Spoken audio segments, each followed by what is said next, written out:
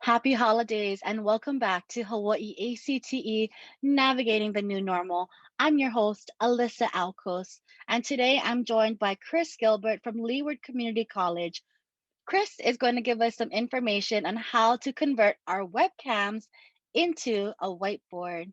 Have you ever had to demonstrate something with your own two hands, whether it be a math problem, a demonstration, but had to log off, point the video camera one way, and then have to log back into your computer, which takes up a lot of time and a lot of energy? Well, Chris has this really cool idea to use open source programming to easily switch between one camera to the next.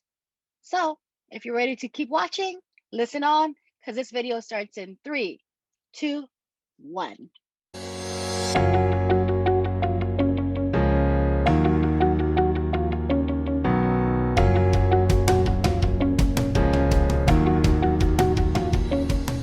Hi everyone, Chris Gilbert here. What I'd like to do today is to show you how to turn your webcam into a whiteboard. This means that with the simple press of a button, you'd be able to turn your face into a writable surface that you can interact with in real time, just like a whiteboard. And then anytime you want to, you can always switch right back to yourself. So how do you do this? I'm going to walk you right through it in 3 main phases.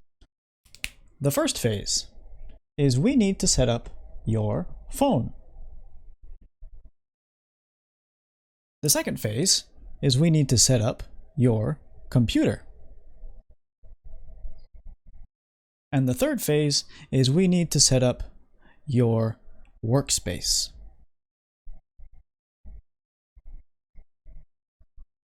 These are the 3 things we're going to tackle. First, we are going to install an application on your phone that allows your computer to detect it as if it were a webcam. Secondly, we're going to install some software on your computer that will allow you to switch between your face camera and your phone camera. And third, we are going to set up an actual whiteboard and an overhead camera setup so that we can turn your workspace into a miniature studio. Let's get started. Step 1.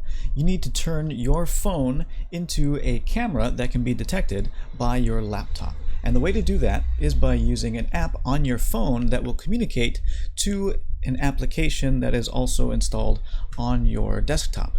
Now, what application would you use? If you Google search Iriun, I-R-I-U-N, you'll come across this result. The very first result is an application that you can install on your phone and on your desktop, and it will allow you to turn your phone into a webcam. So if you're running Windows, then you can click on this top link here, and if you're running a Mac, then you can click on this second link here, and there are links right here for where to download the app on your phone.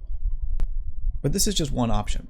So to give you another option, you could also search for IV-Cam. Now IV-Cam, if you search for that in Google, the very first option that you get in your search results is the exact same kind of setup, except this only works for PC. But the exact same scenario applies here. You install an application on your phone, you install an application on your computer, and the phone app and the desktop app are able to talk to each other, which allows you to turn your phone into a webcam option. Now, why do I personally use IV-Cam over Iriun? Iriun is free, and IV-Cam does have a paid option, which I paid for, and the reason is because IV-Cam will actually turn my phone screen completely black, which means I don't have to worry about screen burn-in. But Iriun won't turn your phone screen completely black like IV-Cam will. And since I'm using my own personal phone, I'm not using a spare phone I have lying around, I really want to protect the screen that I have on my actual phone. So I decided to use IV-Cam. So one drawback behind IV-Cam though is that it will only work on PC computers. So if you're using a Mac as opposed to Windows, then IV-Cam won't work and you have to use Iriun. But that's the first step. So download the application on your phone, download the application on your desktop, and follow the in-app instructions, and you will now have your phone as an available webcam for your computer. Well, that's step 1 accomplished. Now you know how to turn your phone into a webcam. So what do we do with the second step? Now we need to tell our computer to be able to switch between our face camera and between our phone camera. And to do that, we're going to need a program called OBS Studio. So let's jump back onto our computers to find OBS Studio. Now, if you go into Google and you search for OBS Studio, and we're looking at the first result, that is obsproject.com. And if we click on obsproject.com, that brings us to this website, the home of Open Broadcast Software Studio. And you can download whichever version is most appropriate for your computer, for Windows, for Mac, or even for Linux. All right, once you have OBS installed and you've opened it up, this is what you're going to see. Now, everything that goes into this big black rectangle here in the middle of the screen, that is what's going to be your webcam, or what your computer thinks is your webcam. So we can put anything that we want to into this box. So what we need to do first is we need to start by putting ourselves into this box. So we need to add our camera. And to do that, we're going to go down to the sources box down here. And under sources, we're going to click on this plus button to add a video capture device, which is OBS's fancy name for a camera. So we're going to add video capture device. We'll click OK.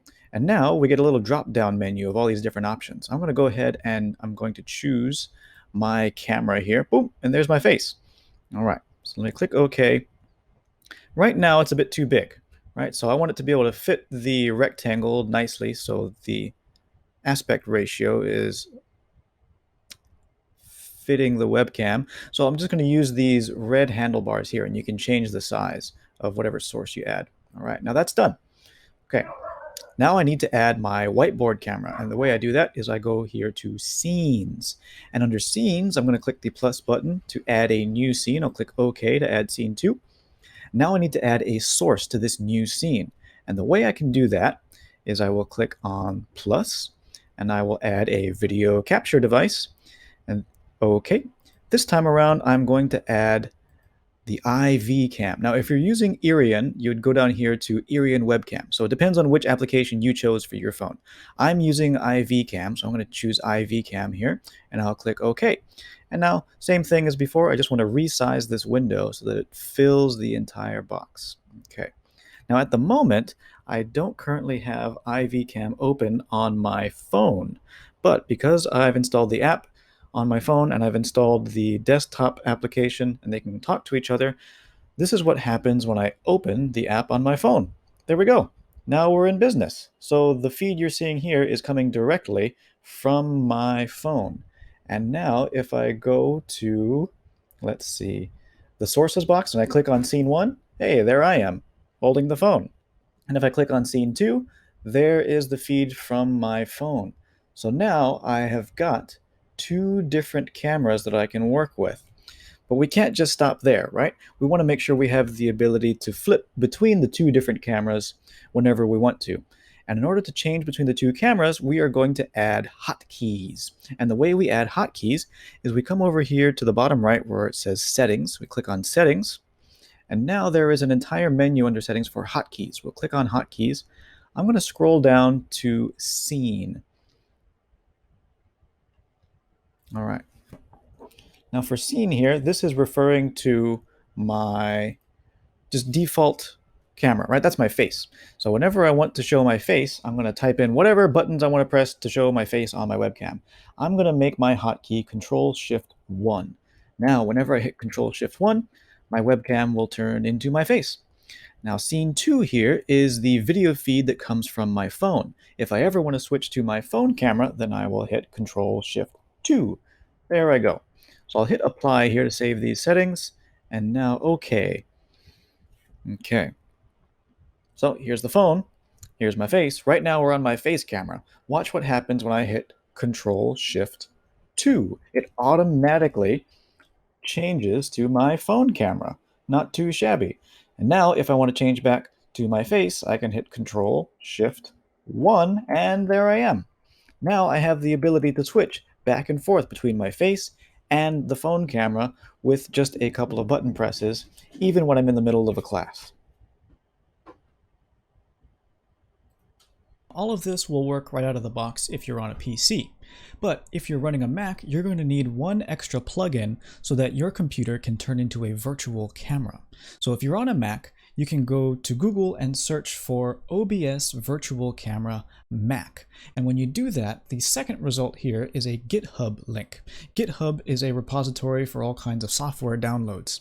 And this is where we're going to find our Mac Virtual Cam plugin. We're going to scroll down a bit to the installation instructions, and you'll see that first we need OBS, which thankfully we have. And secondly, we need the latest .pkg file, which is found on the releases page. I'll click releases page.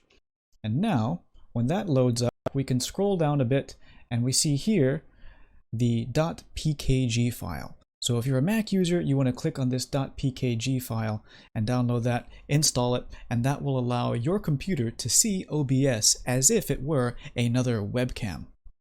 So we've told OBS to look for our camera, we've told OBS to look for our phone, we've set up hotkeys to be able to switch between our face and our phone camera. If we're on a Mac, we now have a virtual camera plugin. We are ready to go.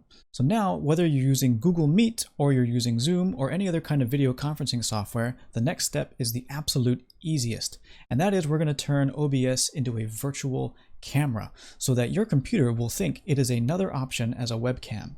If you're on a Mac, then you'll go to OBS's tools and enable your virtual camera plugin. And if you're on PC, you're going to go down to the bottom right-hand corner of OBS here, and you're going to click Start Virtual Camera. The moment you click on Start Virtual Camera, now your computer will start seeing another option for a webcam. So what you can do is you can go into your video conferencing software. For this example, I'm using Zoom, and you can click on the Settings gear icon to open up the Settings menu. And here you can click on Video, and near the Camera drop-down menu, you can select a new option called OBS Virtual Camera. And voila, everything in OBS now becomes your camera. If you're using Google Meet instead of Zoom, it's just as simple. You can go up to the little three dots menu and go to the Settings option for Google Meet, and there you will see an option for video. From the Camera drop-down menu, that's where you can select OBS Virtual Camera. Click on that, and now everything in OBS becomes your camera in Google Meet. What have we done so far? First of all, we took our phone and installed either Irion or IV-Cam, and then we also installed the accompanying software on our computer to turn our phone into a webcam. Secondly, we've enabled all the proper settings on our computer by enabling everything we need in OBS with a camera for our face, a camera for our phone, and we've enabled hotkeys to be able to switch between them. We've turned OBS into a virtual camera on Mac through the plugin and on PC by clicking Virtual Camera in the bottom right-hand corner. And then we've added our virtual camera to our video conferencing software like Zoom or Google Meet. So, we are done with the hard stuff.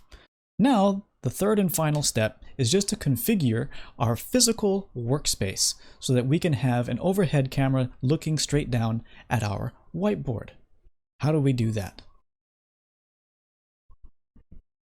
Well, you have a few options for how to mount your phone directly above a writing surface.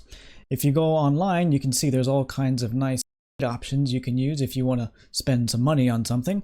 You can get a nice modest version like this for about 25 to 30 bucks, or you can get really fancy and mount the entire stand to your table for around $200 like this.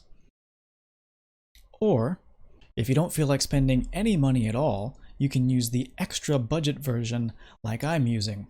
Let me show you. Here is the view from my phone. Let me take it off of its stand so you can see exactly how I've mounted my phone camera. Oops. There's my whiteboard surface, and there is my stand. I've just taken a couple of yardsticks and jammed them into a box, and so now when I place my phone on top of the yardsticks, it just stays right there and it becomes my writing surface. Just like that. Not 25 to 30 bucks, not 200 bucks, really no bucks at all. Just a couple of yardsticks, a box, and that's it.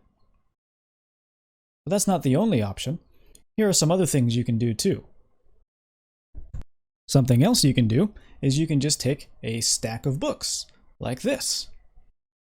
And to hold your phone, you can just add a couple of rulers, like that. Place your phone on top, and bingo, you've got yourself a nice overhead phone stand. Add as many books to the stack as you like to make it as high as you want, and you're set. So you have your camera mounted as an overhead camera looking down, but what do you write on? Well, honestly, it could be anything you want. It could be a pad of paper with a pen in your hand. It could be an actual whiteboard that you've bought from a store. Or if you want to jerry-rig something, you could do something like I did. All I've done is I've gotten a cheap piece of foam core. These things are only a few bucks at places like Target or Walmart. Pretty good size, too. And to make sure that I can write on it several times and treat it like a dry erase board, all I've done is I've taken a little sheet of acrylic, something like this, and I've laid it over top.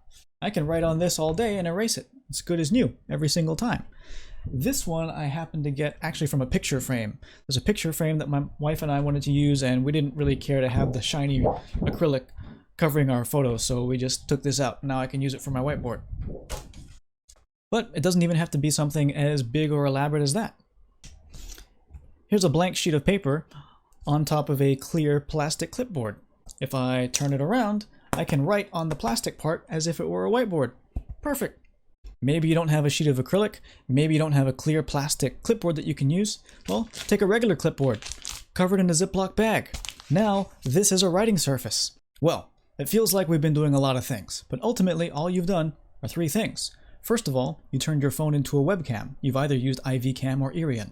Secondly, you've enabled all the right settings on your computer. That way you can switch between the camera for your face and the camera for your phone by using some hotkeys. And then third, you have gone ahead and you've set up your own physical workspace.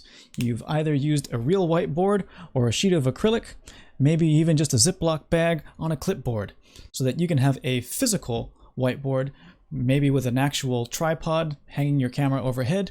Maybe it's just a couple of yardsticks jammed into a box, or a couple of rulers jammed into a stack of books. But either way, you now have all 3 things that you need in order to turn your webcam into a whiteboard.